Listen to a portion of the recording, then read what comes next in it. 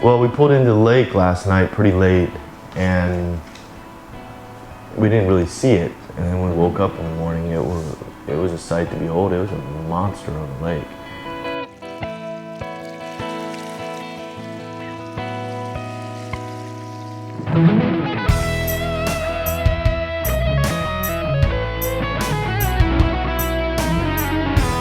And it was cool. We woke up, walked out of the Gur camp, and there was a whole bunch of local nomads there, nomadic women and children and men. And they were all selling little trinkets and little things that they had made, and they were making extra money for buying things in town. And it was pretty nice. It was cute. I got to pick up some real wool, yak wool things. I bought a few things for my boy. It was nice, you know. Well, in front of our camp today, they set up a small area of like local trinkets and stuff for us to look at. What are the jackets made out of? Yak skin. Yes. And this is all sheepskin as well. Yak pelt. Also pelt is naked. And this is reindeer. So reindeer horn. Horn, yeah. Yeah. So. And futabe. This is for mountain goat. Mountain goat. Mountain goat. So it's more reindeer pig. Yep.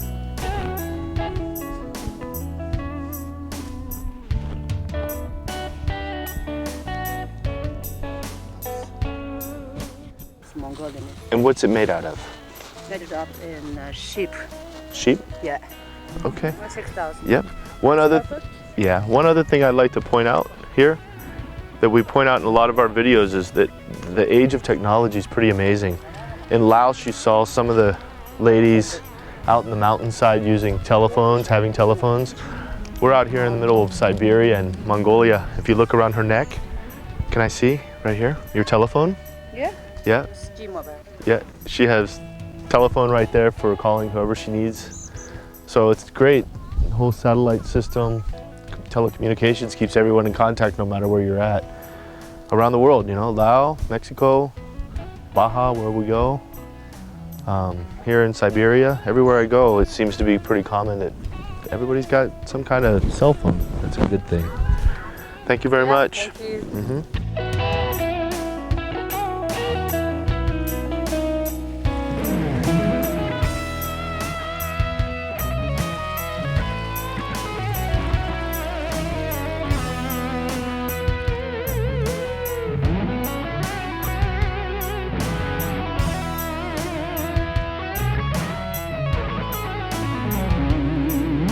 We had some time on these days. We took these, this day and the next day was our days off, so we got time just to wander around the area, kind of enjoy it, see things. And here we just get to see, you know, some of the unique features that have been used to help maintain a Gur camp on you know, a nomadic lifestyle. And so these are a little bit more permanent settlements, but you can see some of the unique pieces of things they were using to live and survive. This is a shed in up here in northern Mongolia, over by the lake and stuff. But the shed's made with they've used rubber tires for the hinges of the door, and they used a part of the rubber tire for the handle, door handle. But that's a good use of recycled product, yeah. Everywhere, any pictures you see of Mongolia, all the people are wearing what they call a del, and it's like a giant, almost like a blanket that wraps around the body and keeps you warm and everything like that. And it was nice. The lady offered to let me help her make one for me, and so we spent some time making me a traditional del. It was cool. I got to sew a little bit, watch her cut it. We sized me up, got it all set up, and it was a big deal to them and to me because I mean we're foreigners. There's not very many of us out there, so. It was a fun experience. It was really, really cool, and it was pure. It was a pure experience. They weren't trying to get anything for it. They did it for free. They did it because they wanted to do it, and that made it more spectacular.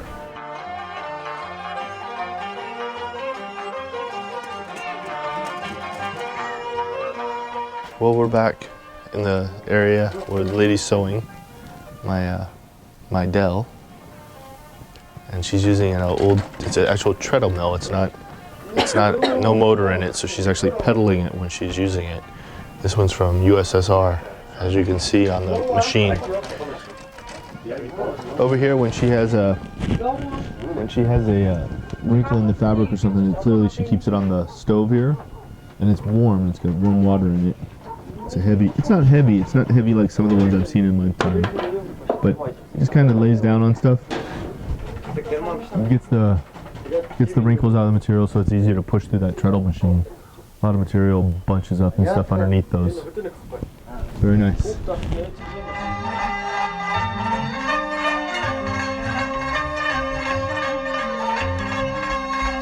It's chilly up here. It's August. Well, now it's September, but it's chilly. The lake itself that you see out here, it gets over 1 meter deep. It's a 130-kilometer lake, and at that point, it's about 5 to 10 kilometers from the Russian border. That border is only crossable by Mongolian and Russian people, not foreigners. So if I wanted to go there right now and cross into Russia, I cannot. But they have good relations with Russia, so people can drive all the way to the north, go to the towns, go into Russia for what they need, or I'm not sure exactly what's there, but they can go all the way to that point. It's cool to have Josh along. He's got a lot of knowledge about vehicles and stuff. I know some stuff, but not nearly as much as he does. He lives for this kind of stuff. He's a techie, I guess you would say. He's kind of into it. But anyway, he got to tell, I asked him, tell me about this Russian Jeep. Tell me about this, I don't know, what was it, a Russian motorcycle. Tell me about this Willy Jeep that was sitting there. It's a Willy Jeep, but it was a replica that the Russians had knocked off. And I just asked him to tell me about it, It was pretty cool to let Josh go off, and you can hear in his videos what he thought and his ideas, and you can be the judge if he knows his stuff or not. I think he does. Here we have a Russian copy of the old CJs. About the same wheelbase as a CJ5, the Jeep CJ5.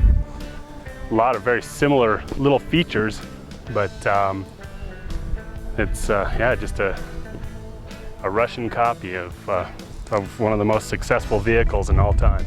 The front axle, again, looks like similar. It's interesting, they're using a cantilevered leaf design instead of the old normal leaf spring.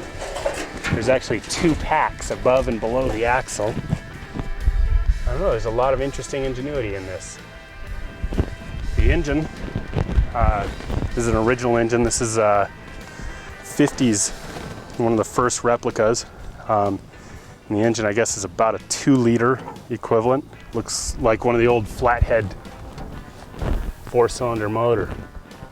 From what I can see, this vehicle is all original as far as the running gear, the engine, the radiator, axles, transmission are all original. Inside looks very similar. Controls look similar to the American Jeeps. There were apparently about 15,000 American Willys sent to the Russian front, and this, as I understand it, is a knockoff of those early American Willys. And here we've got Russia's replica of our original Willys. Big disc drive. I've never seen a chain drive. Drum brakes, though. Oh yeah. See the drums? For that age. These are new. They still make these, right, Gans? These are new. These are modern. End of 90s. Wow. That's still. So they haven't improved. The drum brake in the end of 90s is still. It's got the rubber mount around it. Can you see it? Yeah. Oh yeah. This is an Ish motorcycle. It looks very much like a Euro or a Royal Enfield single-cylinder bike. But that fancy ironwork on the back is what caught me and Josh's eye at the original. They use. What's this called? What's this called? Rebar, right? It's got digital display, so you can have to turn left and right. The battery's good or bad. On-off switch. Lights. Horn. Oh, this is a 2-stroke. Clutch cable. Hey, we could have grabbed the clutch cable off this. Sets the friction. This is supposed to be in a different position, but that sets the friction of the front of the headset, so you can make for like the highway, make it stiff. For dampening. Yeah, dampening. A dampener.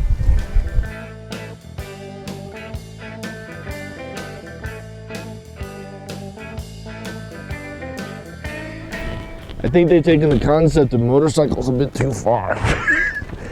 Whoa. Look at that. Throttle on it, everything. I don't know.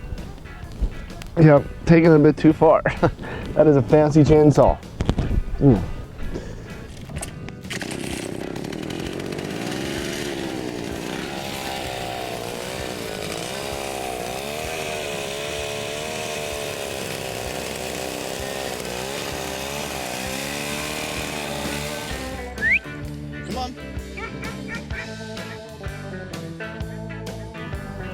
Next door to the Gur camp, there was a big herder, and he had a lot of yak, a lot of cows, sheep, everything.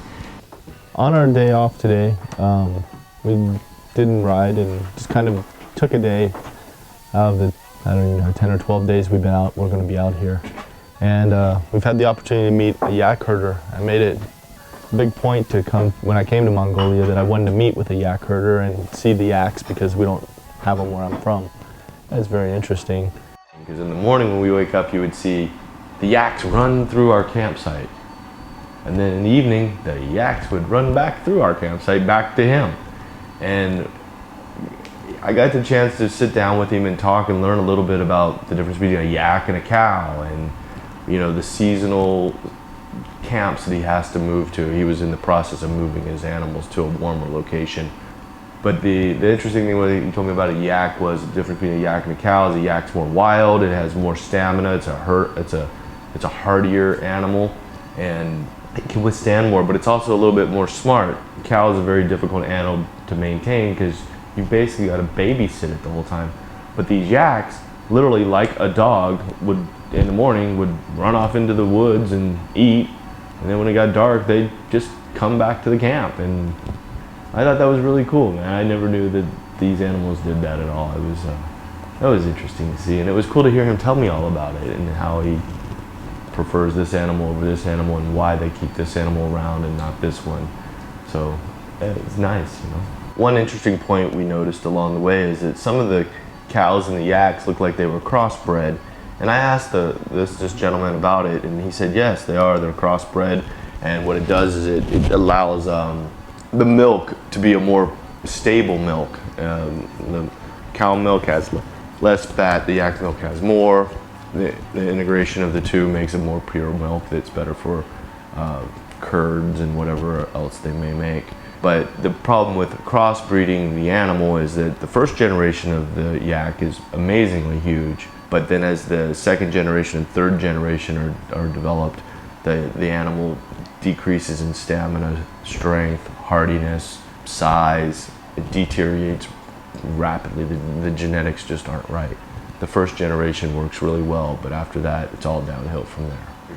Anytime I'm a guest in one of these places, I always have to pay attention to local cultures and their traditions and their ways. And this was no different. As soon as we were doing this interview, I had a little touch of the tummy pains, and they brought out more curd in all kinds of varieties and warm yak milk, and they brought out the blueberry jam, which was good. And they brought out real butter, not margarine, real butter. And man, I saw them bring that out, and I was like, no, this is not a good, no more lactose for the old stomach today. But it was really good, and it was very, very nice of them to do what they did for us and allow us into their home. And it wasn't bad, and it didn't cause me to get any more irritated in my bowels or anything like that. It was okay. It wasn't bad.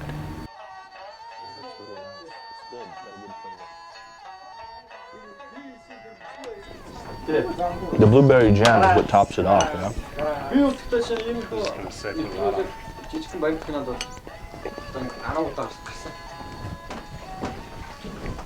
Not bad, huh? Thumbs up. That was very good. Thumbs up. Excellent. Thumbs up. Good job. Mm-hmm. All right.